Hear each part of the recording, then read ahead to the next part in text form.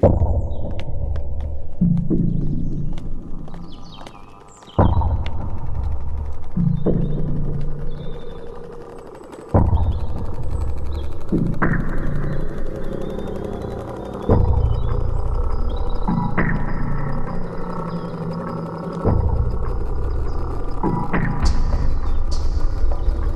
么跟踪我呀？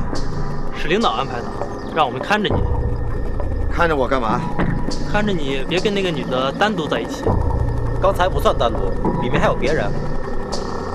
好，你们俩向后穿，齐步走。听见没有？快点！没听见？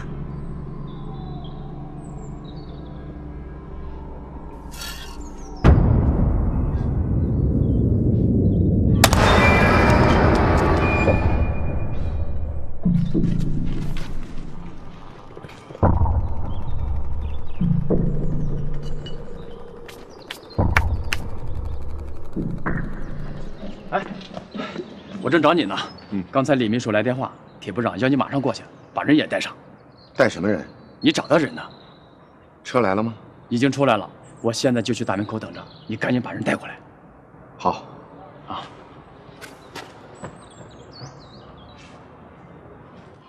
解放前去的美国，新中国成立以后他就回国了，后来在哈军大工作，这是找到他最好的线索。好，那马上派人到哈军大去。我想哈军大应该会提供这方面的情况。你要带我去哪儿啊？说话啊 ！Stop！ 你到底要干嘛？我要带你去我们单位。去你们单位干嘛？我们首长要见你。你们首长见我干嘛？去了你就知道了。你要是不说清楚，我是不会去的。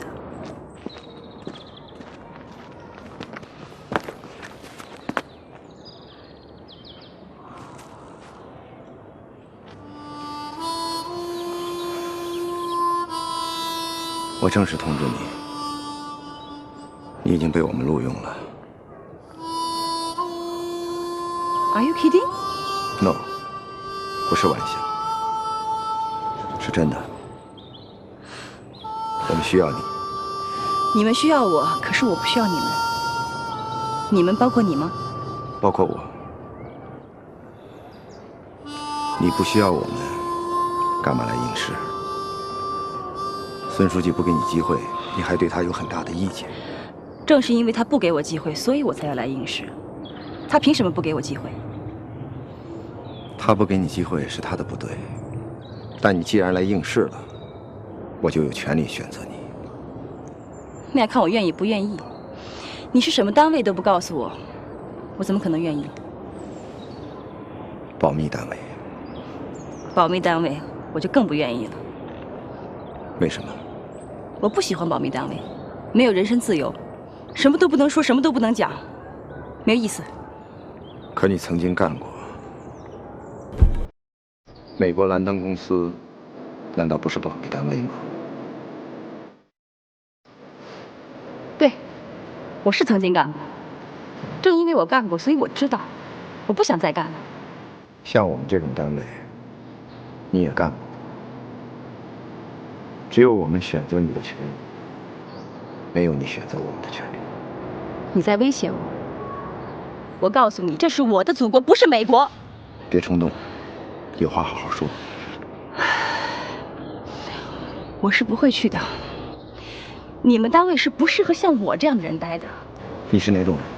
我喜欢无拘无束。我是这种人。我看过你的全部档案，在我们单位，你一定会干出一番大事。可是我不喜欢你们单位，我喜欢我的树岩村，我喜欢待在这儿。来不及了。那也由不得你。走。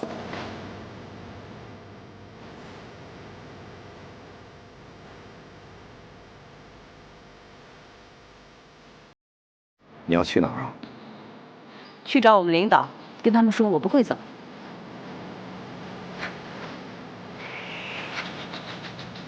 你们领导都得听我的。你到底是什么人啊？我是特别单位701的副院长，我手里边有至高无上的权力，只要我看上的人，必须跟我走，没有任何理由。那我要是不愿意呢？不可能。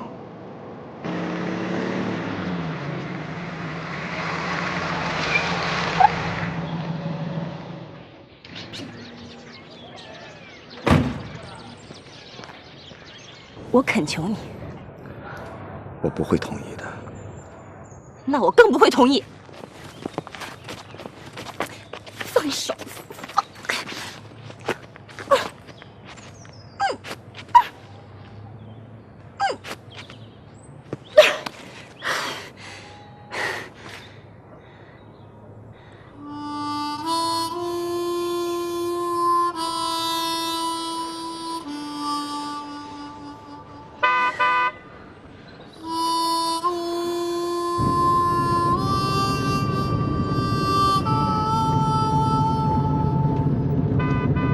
有人跟我拉钩，说他把题破了，就让我录用他，而且还100年不许变。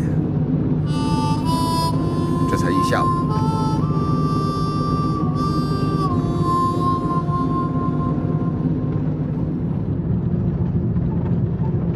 你的胳膊还疼吗？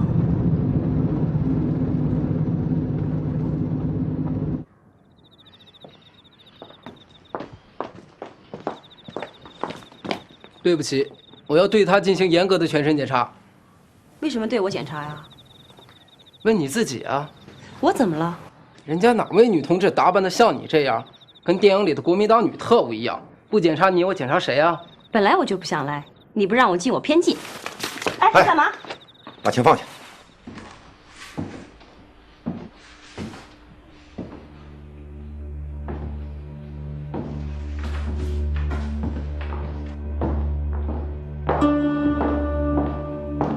李部长，这个是张，你是不是张倩？张倩，你不认识我了？我是胡海波。你好，铁部长，这就是我刚才跟你说的张倩。好，你好。你好。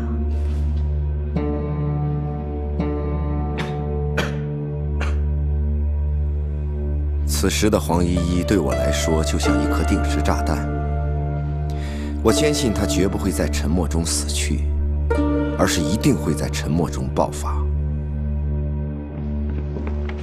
这么说，今天下午亏得没走，要不然你还真不要他。你不知道，日本单位打电话来了，把我们安副处长告了，说他中了美人计，拜倒在人家石榴裙底下。我不信啊！刚才我一看，我也傻眼了。要不是你在，我真把他当垃圾给扔了呢。这就叫缘分，这就说明他该是我们要用的人。是，缘分。你呢，给我介绍了张倩，哎，这安副处长神出鬼没的，还真把张倩给弄来了，这缘分。哎，我看他好像还有点抵触情绪，这个可能跟他过去的兰登公司那段不愉快的经历有关系。他对咱部门呢，可能还有一些不好的看法。可以理解吧？给他做工作。我刚才已经做了工作了，但效果不好。我说一句他顶一句。看来他个性啊，真是挺强的。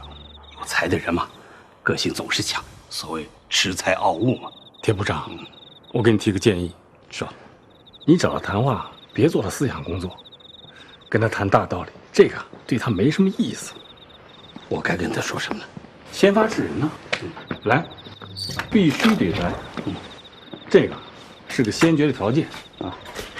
在来的基础上，什么都可以谈。他说的那些条件我满足不了，怎么办呢？哎，铁部长，他的事儿你还有什么办不了的？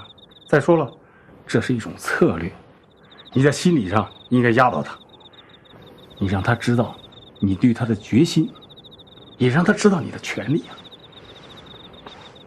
行，我给他动之以情，晓之以理，然后先礼而后兵。好，这样，谢谢你。没有，不客气。我走了，别不真的谢谢你。哎，好嘞，好。你为什么不告诉我你叫安在天？我讨厌杨小刚这个名字。你也没有告诉我，你叫张倩。我困了，我要走了。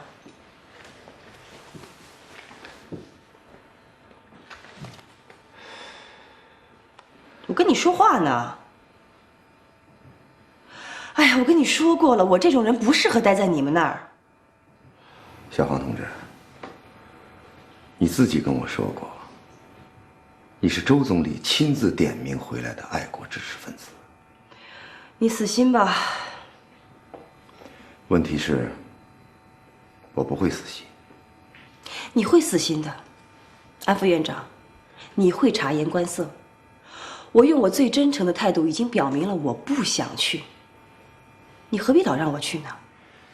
我代表的不是个人，是国家。是国家机器，对不对？我要是不愿意，你们还强迫我。你为什么不愿意呢？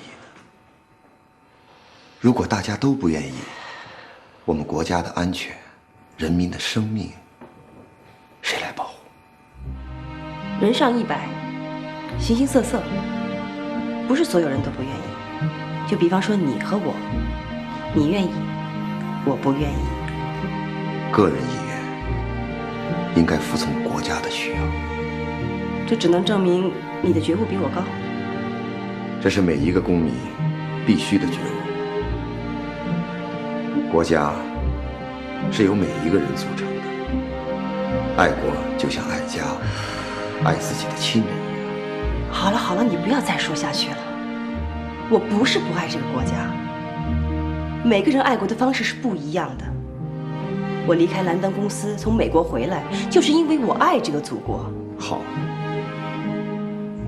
既然你说你爱这个国家，我想国家需要你的时候，你总不会拒绝吧？况且你现在从事的工作就是直接关系到国家安全的。现在，国家需要你用这种方式来爱它。这种方式适合你，不适合我。好了，我不跟你说了，我跟你们领导谈。我就是领导。我们不要再争下去了，好不好？我觉得我们就像一对公鸡和母鸡。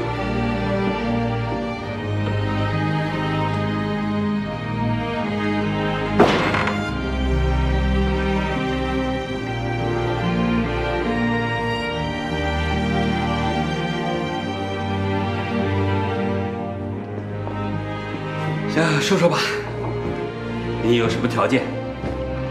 什么条件啊？去701的条件。我没说我要去701啊。这个问题没什么可谈的，你必须去，去不去都得去。凭什么你说我要去，我就得去啊？如果你要不去的话，你只有一种选择可以不去。什么选择？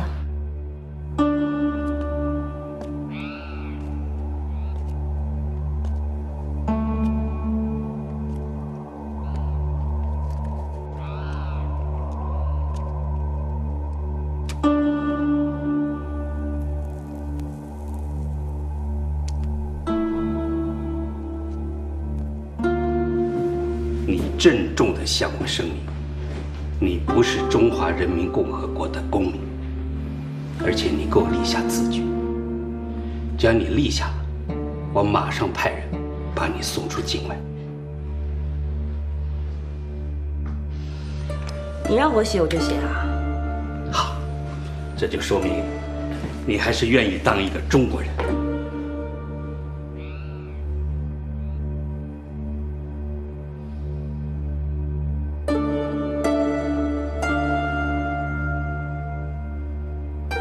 我给你15分钟的时间，你有什么要求都可以给我提出来。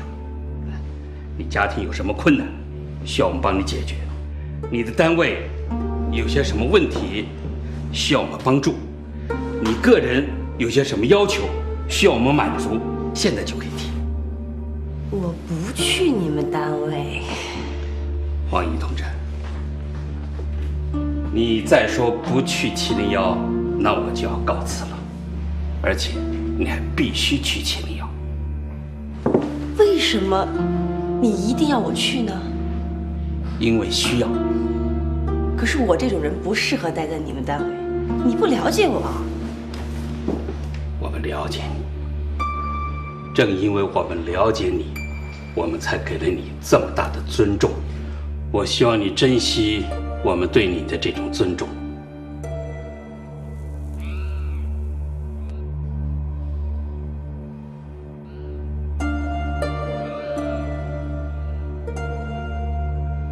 黄一同志，你还有10分钟的时间，10分钟之内再不回答我，我就要带着条件走了。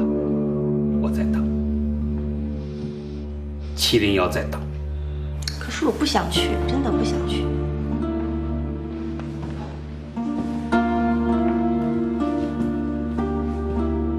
黄一同志，我相信你是一个爱国的中国人。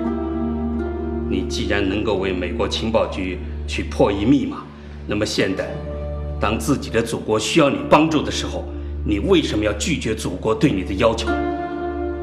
你回答我。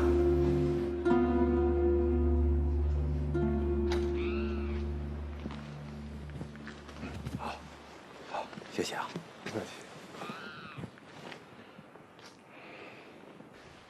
说你同意了，啊？非常好。你就谈你的条件吧，什么都可以谈，想到哪儿谈到哪儿，说吧。我有2个条件。2个？不懂。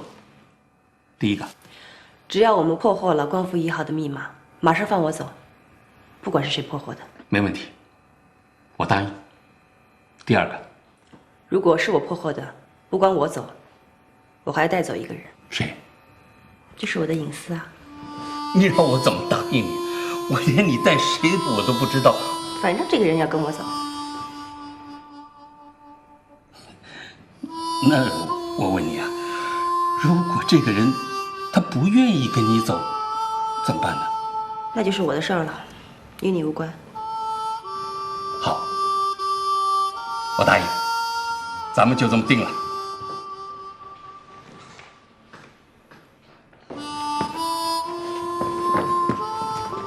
成了，赶快跟空军联系，看看明天有没有到701的飞机。是。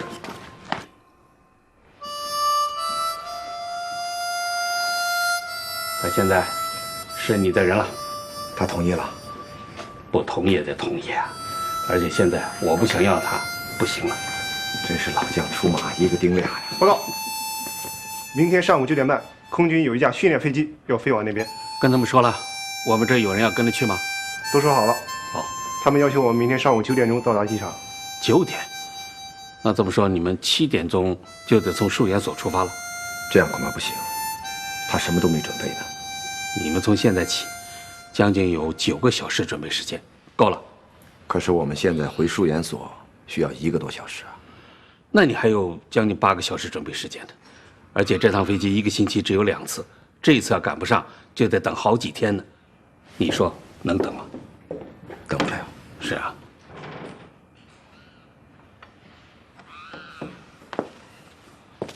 我先通知你，明天必须9点钟赶到机场。我什么东西都没收拾呢。从现在起到明天早上出发，你还有8个小时准备时间，够了。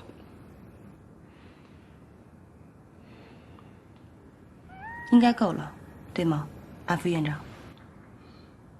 啊，对，黄一同志。现在车在外边等你们，赶快回去吧，准备。好，铁部长，再见。一路顺风。我感到了一种不可思议的快乐，像血液一样，从心脏流到心脏，流遍了全身。因为黄依依，她终于成了我的人。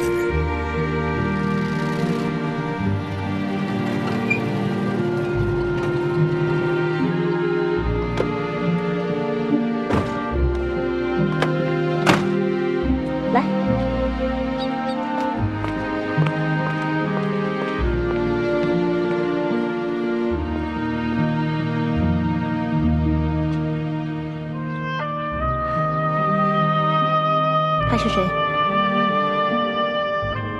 我们的数学家祖冲之。他是我们的数学之神。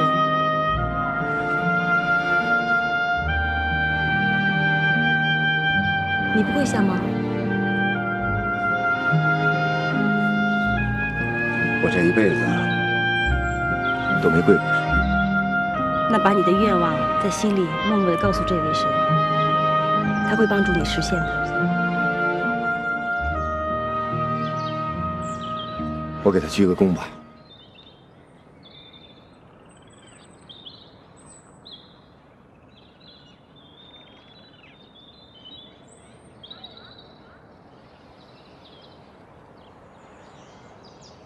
你破译过密码，最大的体会是什么？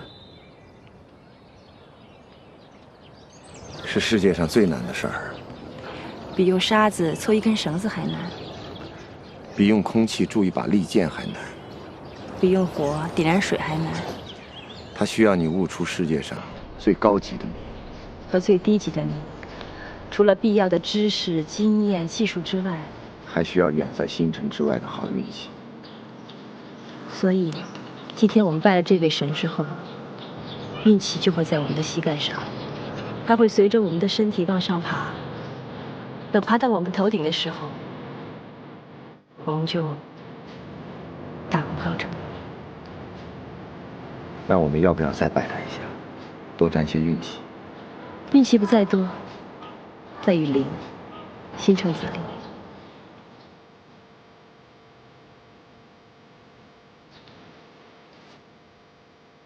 我从那么远的地方来拜他，心绝对诚，双倍的诚。所以，一定会灵验的，双倍的灵验。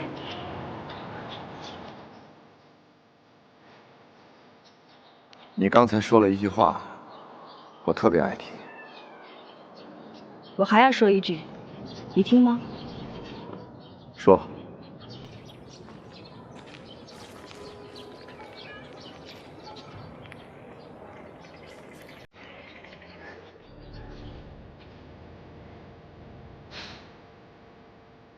说。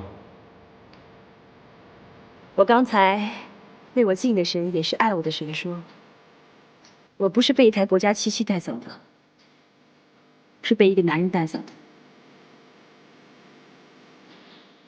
这个男人就是你。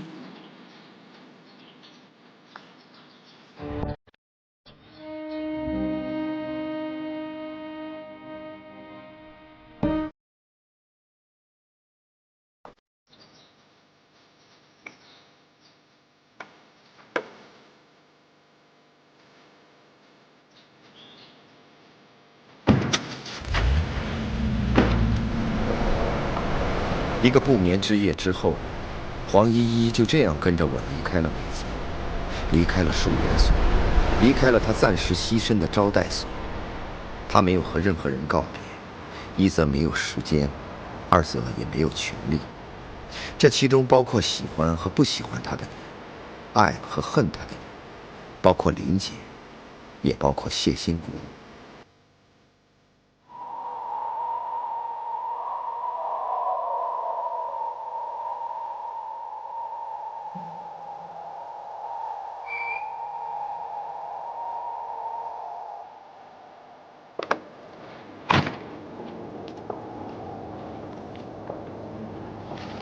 安副院长，你好，你好。铁部长上午有一个重要的会议，不能来送你们了。好，童部长，你们先上飞机。好。这个红绳是燃烧弹的引线，一旦遇到意外，马上拉它。信封里有铁箱的密码，藏好，还没有开封的。丢了可没人告诉你们。好，多保重。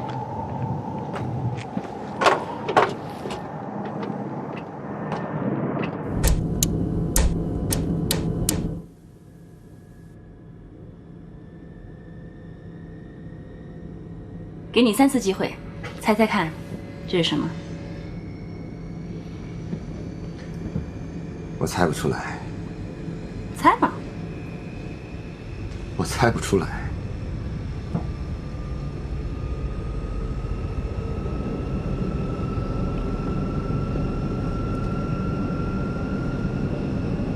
你这从哪儿拿的？想不到吧？不告诉你。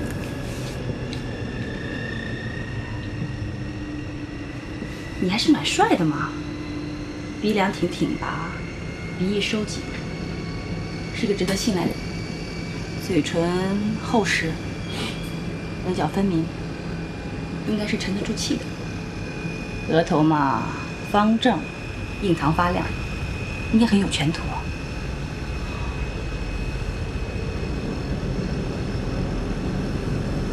哎，你有多高啊1.81米，体重呢70公斤。哦，是个标准的男子汉的身板。好了，飞机要起飞了，坐好。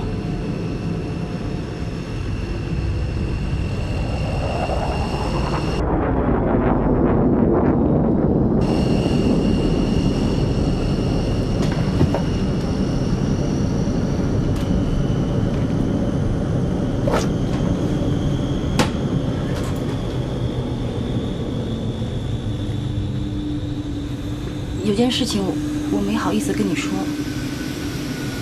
我有恐高症，我害怕坐飞机。说什么大点声，我听不见。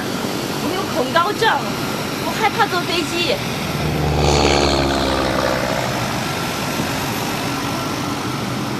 没关系，要死我们死在一块儿。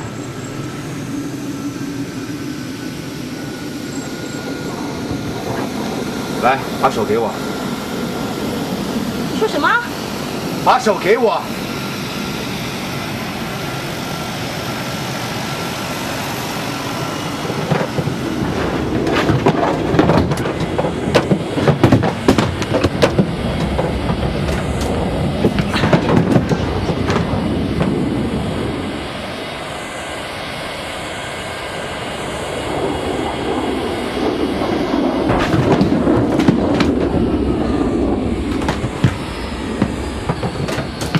可能是遇到气流了。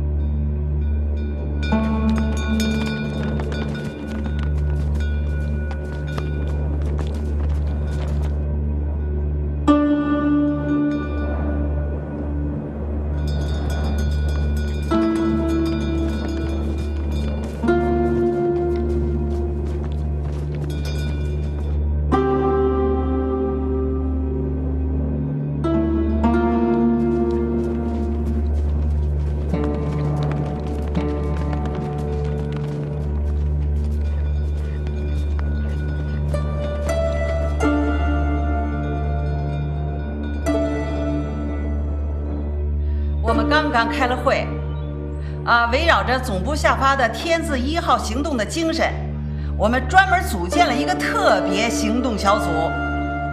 组长呢，就由这个安副院长来担任。对，安副院长。那个电台这个侦听的同志啊，我们也落实好了。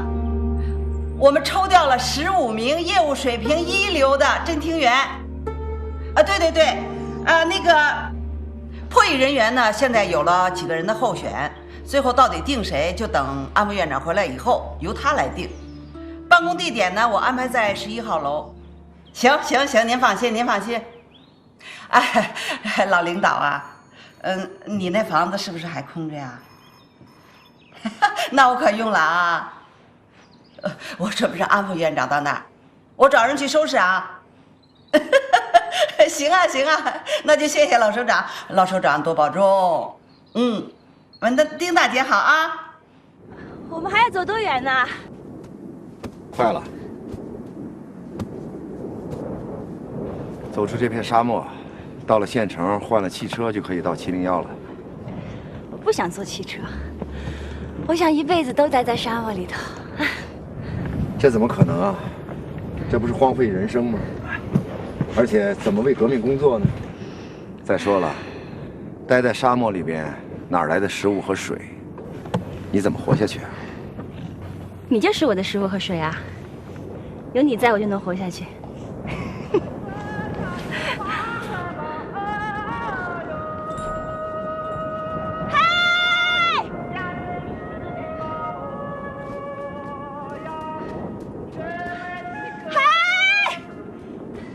安副院长，快别叫他叫了，这样太危险，容易暴露目标。没关系，他还没有接受保密教育呢。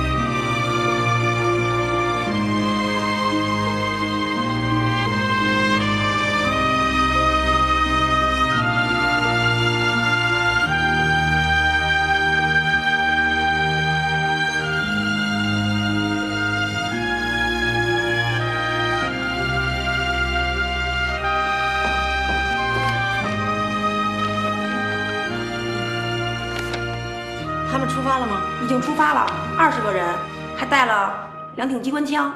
这样啊，你找几个人把原来铁部长住的那房间收拾一下，我准备让安副院长去住。另外还有一个叫黄依依，是个研究员，教授级别。啊，对。嘿，处长楼还有没有房子？这我得问一下后勤。行，你问一下。啊，对了，另外你通知一下特别行动小组的全体人员，等安副院长一回来，马上开一个动员大会。啊，好，知道了。哎，快去吧。哎呀，这说来就来了，还一点准备都没有。哎呀，措手不及了，你看。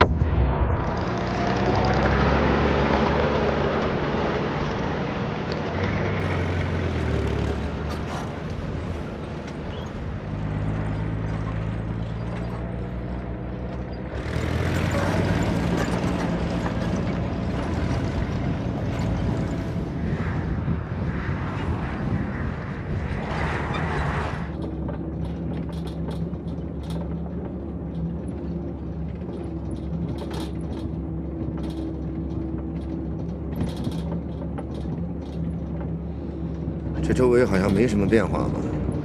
能有什么变化呀？除了沙漠就是荒原呀。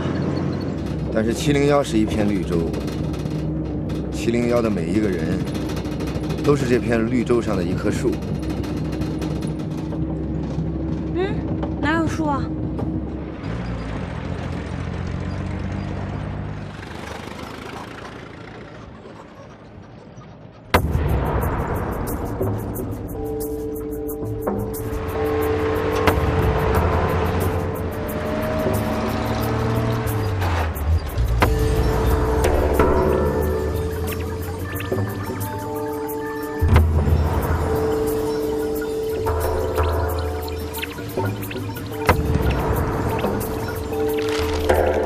千里之行，始于足下。有了它，我们的千里之行就不是始于足下，而是始于别人的肩膀上。这个是什么呀？哎，天哪，这个可不能拉，这是箱子里燃烧弹的导火线，一拉，里面的资料就全完了。哟，那这设计可有问题。你看这么一个红绳子，谁看了不想去扯一扯？这就是它设计上的匠心所在和独到之处。箱子一旦落到别人的手里，就像您刚才说的，一般人都会下意识地去拉它的绳子，一拉，里面的燃烧弹就会燃烧，所有的东西都完蛋。原来是这样。来，大姐，你来开。哎呦，不，你看，你开，你看，我来吧。行，那你开吧。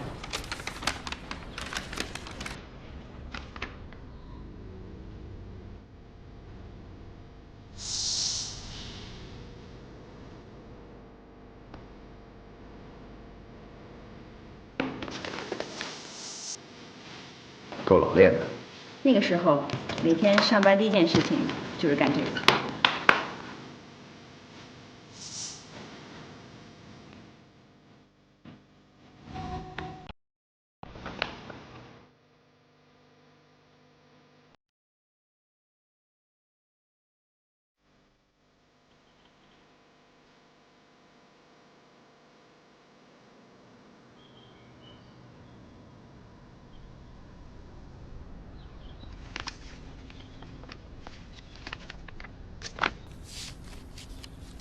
来，大姐，大家把右手举起来。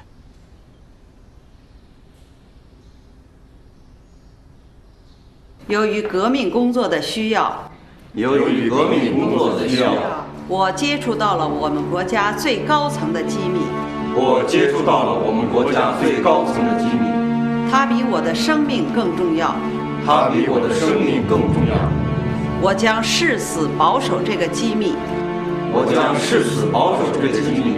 不论在何时何地。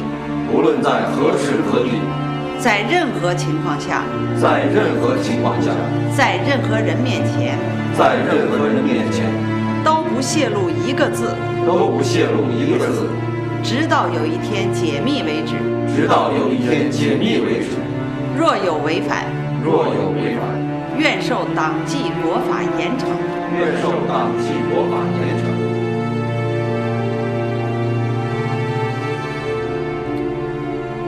这是箱子里最机密的东西，是一份国民党3军连以上军官和地方警务部门科以上官员的花名册。这对我们密电分析员的工作有很大帮助，而密电分析对破译密码又是至关重要的。这东西好啊，正是我们需要的。你是从哪儿弄来的？军方提供的。我马上刻印出来，人手一册。千万别丢了。不会的，到时我要有规定，任何人不能带出11号。好。这是打字机？这是一台托盘商用密码机，是列列瓦斯金斯，也就是研制光伏1号的那个人，20年前给国际石油公司研制的。对我们有用吗？应该有用，当然了，在有用和没用之间相差着108000里呢。这么说吧，这相当于斯金斯的一个手指或者一个脚趾，而我们破译的光伏1号密码，则是斯金斯的一个耳朵或者是鼻子。要说它没用，当然有用，它可以帮助我们知道斯金斯骨骼的大小、他皮肤的特质、纹理的粗细等等。说它有用，正如安副院长所说，差着108000里。对有用的人有用，没用的人没用。我们当然要把它当成我们有用的东西。老陈啊，你马上派人把它拆了，尽快的把它的构造原理算出来。好的。这既然是商用的，应该在商店里就能买得到啊，怎么还搞得这么神秘兮神？这是密码机，不是打字器。既然是密码机，商店里是买不到的。这个是在大街上可以买得到的，当然是在外国的大街上。这是俄文的吗？对，是斯金斯的专著。你的俄语程度怎么样？哎呦，他在苏联长大，那俄语啊就跟母语一样。王一，找你有事儿。怎么了？板着个脸，谁惹你了？你呀，我怎么了？你为什么骗我？我骗你什么了？你不是说你不懂俄语吗？我什么时候跟你说我不懂俄语了？那我和玲姐说俄语的时候，你为什么装傻？你不仅懂，还非常懂。是你把我当成傻子了，怎么说我装傻呢？那你为什么不说出来？我说什么？我说，哎，两位女同志，你们别说了，你们说的俄语我是听得懂的，是听得见的。那样的话，我真成傻子了，至少是个白痴。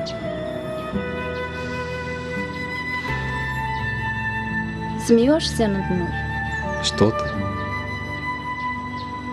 Я только думаю. О чем думаешь? Это интересно. Тебе не противно? Почему? Ты счастлив? Нет.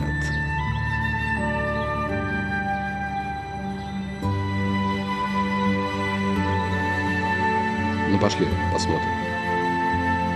看什么？分析室、演算室是配合我们的几个部门。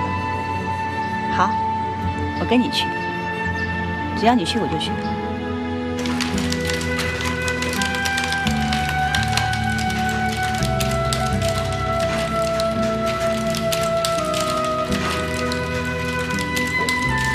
张院长啊，你好，你好，你好。以前你破译密码肯定都是自己算，你看，我们专门配备了演算师，你只要提具体的想法，演算工作由他们来。现在人家都用计算机了，不用自己算了。计算机呢，有时候没有人算得快，他们都是些一级演算师，又快又准。而且计算机是死的，人是活的。计算机有时候还会出很多毛病的。我都6、7年没摸过算盘了。要是在当年，我敢跟你们当中的任何一个人比。那就好汉不提当年勇，要比现在就比。好啊，谁跟我比？蒋组长，你来。好。